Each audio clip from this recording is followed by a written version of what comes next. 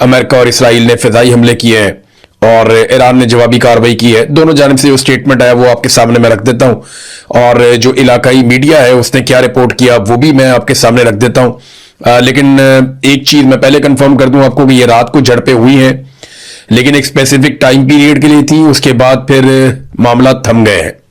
लेकिन इस तरह की कोई भी चीज खित्ते को दोबारा से जंग में धकेल सकती है, और ये हम सब जानते हैं। और नेतन्याहू अभी तक इस जंगबंदी के ऊपर मुकम्मल तौर पर आमादा नजर नहीं आता, तो मे भी दोबारा जंग शुरू करने में कोई ना कोई हिकमत अमली हो। बहरहाल इस वक्त जो मुतदाद इतलात आ रही है उनके मुताबिक अमरीकी अफवाज ने जनूबी ईरान में मिसाइल लॉन्च करने वाले ठिकानों पर और बारूदी सुरंगें बिछाने की कोशिश करने वाली ईरानी कश्तियों को निशाना बनाया, ये अमरीकी मीडिया कह रहा है। अमरीकी हुकाम के मुताबिक आबना हुर्मुज़ में बारूदी सुरंगें बिछाने वाली कुछ जो पासदारान इनकलाब की वो कहते हैं कश्तियां थी, उन्हें तबाह किया गया, उन्हें निशाना बनाया गया।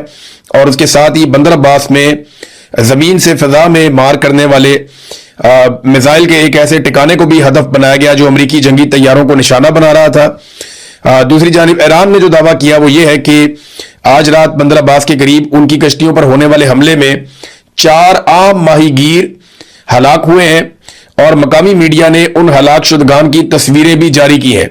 ईरानी माहीगीरों की शहादत का यह दावा अमरीकी रिपोर्ट्स के बिल्कुल बरक्स है, जिनमें कहा गया था कि ये फौजी कश्तियों को निशाना बनाया गया है, और ये IRGC की कश्तियां थी और उनके ऊपर अटैक किया गया। जबकि अल जजीरा के रिपोर्टर अली हाशिम वो ये कहते हैं कि उनकी ईरानी सोर्सेज से बात हुई है, और वहां से जो उन्हें पता चला वो ये है कि बंदर अब्बास के करीब सुनी जाने वाली शदीद फायरिंग का सिलसिला उस वक्त शुरू हुआ जब पासदारान इनकलाब ने समंदर में एक बहरी जहाज को निशाना बनाया, जिसके बाद अमरीकी जंगी तैयारों ने ईरानी फौजी कश्तियों पर हमले किए।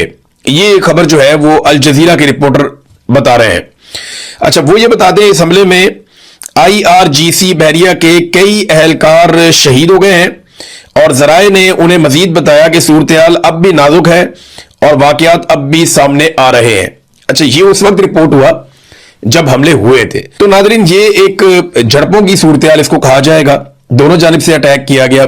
इसमें जो है वो जंगी तैयारे भी इस्तेमाल हुए हैं, इसमें जो है वो जमीन से हवा में मार करने वाले रॉकेट्स भी इस्तेमाल हुए हैं, और बहरी फौज भी इस्तेमाल हुई है, और काफी नुकसान हुआ है। अब इस नुकसान के ऊपर ईरान जब तफसीली जवाब देगा तो तब पता चलेगा। वैसे भी ईरान ने हमेशा कहा कि हम जो भी कार्रवाई की जाएगी उसका जवाब जरूर देंगे, और ईरान का ट्रैक रिकॉर्ड भी यही है। अब अगर इसमें ईरान का ज्यादा नुकसान हुआ है तो देखना होगा कि ईरान जवाबी कार्रवाई कैसे करता है। मैं बाकी इंटरनेशनल खबरों की तरफ आता हूं, लेकिन सबसे पहले पाकिस्तान से मुतालिक एक अहम खबर यह है कि पाकिस्तान के वजीर आजम चीन में मौजूद है, और उनकी बगल में पाकिस्तान के आर्मी चीफ बैठे हैं। ये कोई जंग नहीं चल रही इस वक्त, पाकिस्तान किसी मुल्क के साथ कोई जंग नहीं लड़ रहा, और पाकिस्तान ने जंग फिलहाल लड़नी भी नहीं है किसी के साथ। अभी अमरीकी सदर चाइना में होकर गए हैं, उनके बाद रूस के सदर चाइना में होकर गए हैं, दोनों के साथ उनका आर्मी चीफ नहीं आया। फिर कुछ अरसा पहले जो है वो होकर गया था पेड्रो, जो स्पेन के वजीर आजम है, उनके साथ भी उनका आर्मी चीफ नहीं आया। ईरानी क़यादत भी आई थी, और ईरानी जो सियासी क़यादत है वो भी पहुंची थी चीन में, लेकिन उनके साथ भी उनका आर्मी चीफ नहीं आया। हमारे पीछे रह जाने की जो एक बड़ी वजह ना वो यही है कि हमारे सियासतदानों को कोई भी फैसला करने से पहले मुल्की मफाद में नहीं देखना होता। उन्होंने ये देखना होता है कि एस्टेब्लिशमेंट का इसमें फायदा है या नहीं है। वो बेचारे सिर्फ एस्टेब्लिशमेंट के मफाद का तहफ़्फ़ुज़ करते रहते हैं, और पाकिस्तान का मफाद कहीं और रह जाता है। भारतीय वज़ीर आज़म पूरी दुनिया में जाता है, उसके साथ उसका आर्मी चीफ नहीं होता। वो दुनिया के जिस मुल्क में भी जाता है वो खुद बात करता है, उसके वज़रा बात करते हैं, वो अपने आर्मी चीफ को अपनी बगल में या अपने पहलू में बिठाकर नहीं रखता। यूक्रेन गुज़िश्ता 4 साल से जंग लड़ रहा है, और बहुत ताकतवर मुल्क है रूस, जिसके साथ वो जंग लड़ रहा है। जब यूक्रेन का सदर जाता है दुनिया के ममालिक में तो उसकी बगल में भी उसका आर्मी चीफ नहीं होता, हालांकि उसका आर्मी चीफ दुनिया की एक मुश्किल तरीन जंग लड़ रहा है। मगर जब वो ट्रंप को मिलने गया तब भी उसके पहलू में उसका आर्मी चीफ नहीं था। लेकिन हमारे दौर में तो ऐसा लगता है कि हमारा आर्मी चीफ अपने अर्दली को अपने साथ लेकर आया हुआ है, और वो अर्दली चाहे चीन हो, चाहे अमेरिका हो, चाहे सऊदी अरब हो या अक़वाम मुत्तहिदा हो, हर जगह के ऊपर अपने आका की तारीफें करना नहीं भूलता, हर जगह वो तारीफें करता रहता है। तो फील्ड मार्शल के इन दौरों से पाकिस्तान को मिलता गया। देखिए, इससे फील्ड मार्शल को पजीराई मिलती है, वो दुनिया के काम आते हैं, अमेरिका जो उन्हें कहता है वो करते हैं, वो पॉलिसी उसके मुताबिक बदल देते हैं, और बहुत सारे ममालिक की डिमांड्स को पूरा करते रहते हैं। क्योंकि इमरान खान साहब सऊदी अरब के साथ दिफाई मुआहदे के हवाले से रिलेक्टेड थे, लेकिन फील्ड मार्शल ने यह फौरी तौर पर कर दिया। अमेरिका के हवाले से इमरान खान साहब के तहफ्फुज़ात थे कि हम कोई गुलाम नहीं है, उनका एक एब्सोल्युटली नॉट का एक मौकिफ था। फील्ड मार्शल ने वो चीजें बदल दी और फिर आप देखें कैसे अमेरिका की सोच बदल गई पाकिस्तान में जमहूरियत के बारे में और पाकिस्तान में सूरत हाल के बारे में। फिर उन्होंने किस तरीके से रजीम चेंज ऑपरेशन पाकिस्तान में करवाया। बहरहाल इन दौरों का पाकिस्तान को कोई फायदा नहीं होता, टके का फायदा नहीं होता। पूर्ण ने मुझे कहा था कि फौज खेलती है गुड तालिबान और बैड तालिबान करके। जो बैड तालिबान है उनको ये कहते हैं मारो, और उनको मार के ये दुनिया को बताते हैं कि जनाब देखिए हम कितने अच्छे लोग हैं। और इन्होंने अपने गुड तालिबान भी रखे हुए जिनके जरिए से ये निजाम को कंट्रोल करते हैं और जगहों पे कब्जा करते हैं और बड़े तरीके से वसाइल को कंट्रोल करते हैं। और जब लोग इनके रास्ते में रुकावट बनते हैं तो ये गुड तालिबान को उस इलाके के अंदर भेज देते हैं। ये बात मुझे अली अमीन गंडापुर ने उस वक्त बताई जब वो वजीर आला पंजाब थे। बहरहाल इस वक्त बलूचिस्तान के अंदर इस्तीफे आ रहे हैं, बलूचिस्तान के अंदर धरने चल रहे हैं, कश्मीर के अंदर भी ऐसी सूरत चल रही है। कश्मीरी अपने हक के लिए डट गए, तो अब पाकिस्तानियों की रिस्पॉन्सिबिलिटी है कि जहां जहां उन्हें मौका मिले वो कश्मीरियों की आवाज पूरी दुनिया तक पहुंचाए। कश्मीरी खुद भी बड़े तगड़े जोरदार तरीके से अपनी आवाज दुनिया तक पहुंचा रहे हैं। नाज़रीन, खैबर पख्तूनख्वा में जो मुराद वाला बिल आया था, जो एक कानून पास किया गया, उस पर गवर्नर खैबर पख्तूनख्वा ने बहुत अजीबोगरीब स्टेटमेंट दे दिया। गवर्नर ने कहा जी मैं इसके ऊपर दस्तखत ही नहीं करूंगा। गवर्नर ने यह भी कहा कि ना सिर्फ मैं इसके ऊपर दस्तखत नहीं करूंगा बल्कि मैं इसकी मुखालफत करूंगा, मैं इसके ऊपर इख्तलाफी नोट लिखूंगा। इस तरह की बातें गवर्नर खैबर पख्तूनख्वा ने कही। लेकिन दरअसल उन्होंने किया क्या, ये किस्मत खान साहब तो डॉक्यूमेंट साथ लेकर आ गए, उन्होंने सारा पोल खोल दिया। मामला यह हुआ कि 30 अप्रैल को यह बिल पास करवाया गया था असेंबली से। उसके बाद ये चला गया दस्तखत के लिए गवर्नर के पास, तो गवर्नर को उस वक्त लिखना चाहिए था इख्तलाफी नोट। लेकिन ठीक 6 दिन के बाद गवर्नर ने इस बिल के ऊपर दस्तखत कर दिए 6 मई को। यानी उनके पास 10 दिन का टाइम था कि 10 दिन के अंदर अंदर वो इख्तलाफी नोट लिखकर नजरसानी के लिए इस कानून को वापस भिजवा सकते थे। लेकिन गवर्नर ने 6 मई को इसके ऊपर दस्तखत कर दिए और इसे फौरी तौर पे कानून बना दिया और उसके बाद चुप करके बैठ गए खामोशी से। लेकिन अब जब यह मामला उठा, और मामला उठाया किसने, पाकिस्तान तहरीक इंसाफ ने उठाया। पाकिस्तान तहरीक इंसाफ के वर्कर ने जब रोला डाला कि यह क्या चोर बाजारी आपने की है, आप इतने बड़े बड़े मफादात ले रहे हैं, इमरान खान जेल के अंदर बैठा हुआ है, अवाम पिस गई है महंगाई की और गुर्बत की चक्की में, और आप इतने बड़े बड़े फायदे ले रहे हैं। जब पाकिस्तान तहरीक इंसाफ का कारकुन खड़ा हुआ है इस जुल्म के खिलाफ, तो अब गवर्नर साहब भी इसमें फायदा उठाने आ गए और एक लेटर भी जारी कर दिया है जिसके ऊपर तारीख नहीं लिखी हुई कि जनाब मैं तो इख्तलाफी नोट लिख चुका, मैं तो इसके बहुत खिलाफ हूं। लेकिन 6 तारीख को जिसने दस्तखत किए वो कौन था गवर्नर साहब? ये सवाल किस्मत खान साहब ने उठाया और बहुत ठीक उठाया। ये सारे इकट्ठे हैं, इक्तदार के हमाम में ये सारे नंगे हैं। ये गवर्नर खैबर पख्तूनख्वा लोगों को ये साबित करने की कोशिश करेंगी मैं तो बहुत अच्छा आदमी हूं, मैं तो इस तरह के मफादात के खिलाफ था। लेकिन पीएमएलएन भी साथ थी, पीपल्स पार्टी भी साथ थी, फजलुर रहमान भी साथ था, और सबने मिलकर ये अलाउंसेस, ये मुराद, ये सहूलियात और ये अयाशियां हासिल करने की कोशिश की। और गवर्नर ने इसके ऊपर 6 दिन के अंदर दस्तखत किए। उस वक्त इख्तलाफ नहीं किया। अब जब रोला पड़ गया तो आप कह दीजिए अगर मेरे पास आया तो मैं दस्तखत नहीं करूंगा। जनाब आप 6 मई को दस्तखत कर चुके हैं इस डॉक्यूमेंट और इस खबर के मुताबिक। नाज़रीन, यहां बरतानिया में शहबाज शरीफ साहब ने आमों के तोहफे भेजे हैं, और ये आमों के तोहफे नून लीग के कारकुनों के लिए भेजे हैं। कभी आपने सुना कि कारकुनों को लीडर तोहफे दे रहे हो? ऐसा नहीं होता ना, ये सिर्फ इलेक्शन के दिनों में होता है।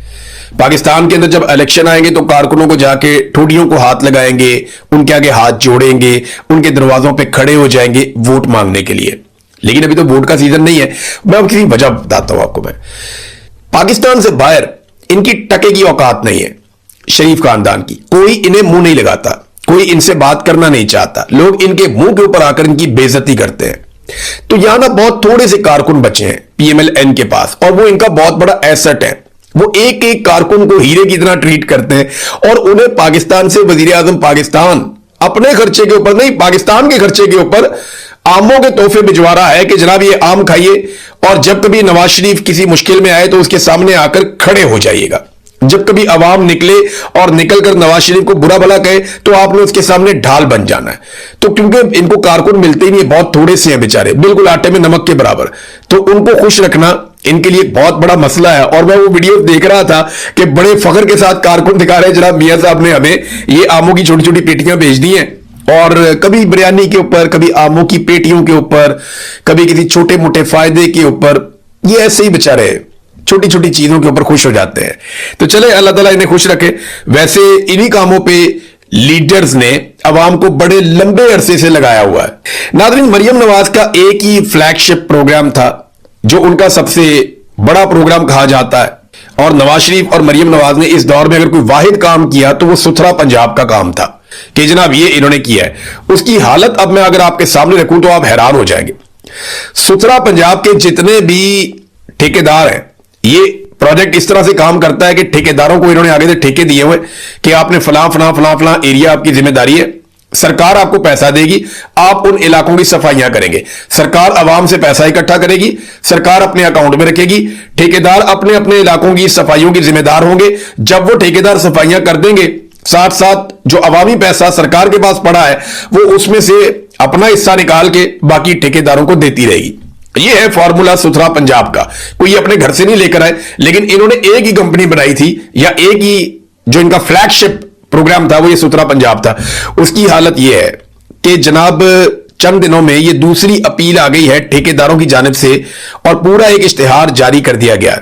अपील में लिखते हैं, अपील सानी, मोहतरम मरियम नवाज साहिबा वजीर आला पंजाब, सुथरा पंजाब प्रोजेक्ट के तहत कॉन्ट्रैक्टर्स के वाजबात और मसाइल के फौरी हल के लिए हम दूसरी अपील कर रहे हैं, और हम आपकी खिदमत में एक बार फिर इंतहाई अदब और एहतराम के साथ दरखास्त करते हैं कि जैसा कि हमने पहले भी आपकी खिदमत में अपील की थी, अफसोस कि अभी तक उस पर तवज्जो नहीं दी गई। हम शदीद माली मुश्किलात का शिकार हैं। गुज़िश्ता 6 से 8 माह के वाजबात की अदायगी नहीं की गई। यानी अवाम से पैसा ले रहे हैं, अवाम का खून निचोड़ रहे हैं, लेकिन पैसा अपनी जेबों में डाल रहे हैं, उनसे तैयारे खरीद रहे हैं, उनसे बुलेट प्रूफ गाड़ियां खरीद रहे हैं, उनसे अपने लिए अय्याशी कर रहे हैं, बैरून मुल्क दौरे। लेकिन जिस अवाम से पैसा ले रहे हैं उनके लिए जो सुथरा पंजाब का एक मनसूबा बनाया गया है, वहां पे वो पैसा ट्रांसफर नहीं कर रहे। 6 से 8 महीने हो गए हैं, ठेकेदार कह रहे हैं कि हमारे वाजबात की अदायगी नहीं की गई, और अगर ये अदायगी मजीद नहीं की जाती तो फिर हम काम नहीं कर सकेंगे। वो कहते हैं जी हमारे पास गाड़ियों में पेट्रोल नहीं है, ईंधन नहीं, हम काम नहीं कर सकते, और ऑपरेशन हमारे बहाल नहीं हो पा रहे, फील्ड स्टाफ जो लोग काम करते हैं बेचारे उनको हम तनख्वाहें नहीं दे पा रहे। अब वो तनख्वाह 40,000 मुकर्रर की है, किसी को 15,000 देते हैं, किसी को 20,000 देते हैं, किसी को 18,000 देते हैं। वो एक वर्कर ने थोड़े दिन पहले शिकायत लगाई और फिर खुदकुशी भी कर ली और वो दुनिया से चला गया, तो वर्करों को तनख्वाहें भी नहीं मिल रही। और उन्होंने कहा जी कि अब हम इमरजेंसी सर्विस फराहम नहीं कर सकेंगे, या सफाई की सर्विस हम फराहम नहीं कर सकेंगे अगर 15 जुलाई तक हमारे वाजबात, यानी अगले 5 दिन के अंदर अगर वाजबात ना दिए तो सफाई सुथराई हो जाएगी बंद। इसके बाद उन्होंने कहा जी हमें अपने अमले की तनख्वाहों की अदायगी के लिए सख्त माली दबाव का सामना है। वो कहते हैं बड़ी मेहरबानी होगी कि आप हमें पैसे दे दें। और ये इन्होंने आगे लिखा कि जनाब जो कॉन्ट्रैक्टर है बड़ी मेहरबानी है, तरला मिन्नत ही है सारा। तो एक ही इनका प्रोजेक्ट था जिसके ऊपर ये बड़ा फकर करते थे, उस प्रोजेक्ट की हालत भी मैंने आपके सामने रख दी। अवाम को नाजरीन इन्होंने बिजली का एक बड़ा खौफनाक झटका लगा दिया है। मिसाल के तौर पे एक कैसर शरीफ साहब ने एक ट्वीट किया, जमात इस्लामी से इनका ताल्लुक है। उन्होंने एक बिल लगाया जो 290 यूनिट का है। उसमें लिखा है कि जी यूनिट जो है वो सिर्फ 290 है और बिल जो है वो 55,000 रुपए है। अब ये किस खाते में आया यार? 300 यूनिट तक इन्होंने बिजली मुफ्त देनी थी, 290 यूनिट वाले को 55,000 रुपए का बिल डाल दिया। और ये जमात इस्लामी के कैसर शरीफ साहब ने टीवी के ऊपर और सोशल मीडिया के ऊपर शेयर भी कर दिया। अब आए आप एक और चीज पे कि पहले ये होता था ना कि 6 माह तक अगर आपने एक बार भी 200 यूनिट से ज्यादा इस्तेमाल किया तो आप प्रोटेक्टेड कैटेगरी से बाहर चले जाएंगे, यानी आपने 200 यूनिट से कम इस्तेमाल करना है हमेशा। अगर 6 माह में एक दफा भी आप 200 यूनिट से ऊपर गए तो आपको प्रोटेक्टेड कैटेगरी से निकाल दिया जाएगा, चाहे आप 2 यूनिट भी इस्तेमाल करें अगले महीने, लेकिन आपको बिल महंगा आएगा। ये एक इन्होंने तरीकाकार बनाया हुआ था। अब वो जो कैटेगरी है 6 माह वाली वो भी खत्म कर दी गई, क्योंकि बहुत सारे लोगों ने इस बात को यकीनी बनाया